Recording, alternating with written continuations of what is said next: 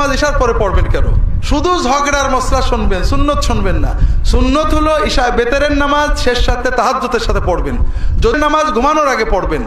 আল্লাহ রসুল সাল্লাল্লাহু আলাইহি ওয়াসাল্লাম বলছেন, ইয়া আইয়ুহান নাস তাহিরু হাদিল আশসাদ ফাইন্নাহু মা বাতা আহাদুন তাহিরান ইল্লা বাতা মাহু মালাকুন ফি লিহাফি। তোমরা অজু অবস্থায় থাকবে হে মানুষেরা, যদি কেউ অজু অবস্থায় বিছানায় শুয়ে ঘুমিয়ে পড়ে, আল্লাহর একজন ফেরেশতা ওর বিছানায় শুয়ে থাকে। ওই লোক ঘুমিয়ে নড়াচড়া করে আর আল্লাহর ফেরেশতা সারা রাত ওর জন্য দোয়া করতে থাকে।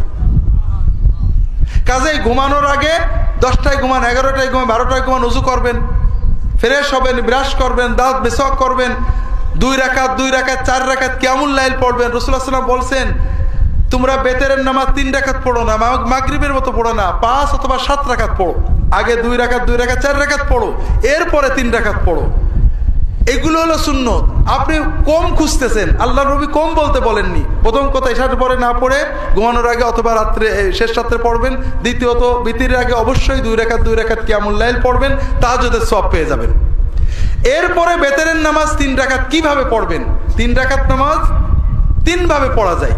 সবচেয়ে বেশি হাদিস হলো 2 রাকাত পড়ে আসসালামু আলাইকুম রহমতুল্লাহ বলে, আবার 1 রাকাতের আল্লাহু আকবার বলে, এরপরে 1 রাকাত পড়ে দোয়া কুনুত পড়ে রুকু করে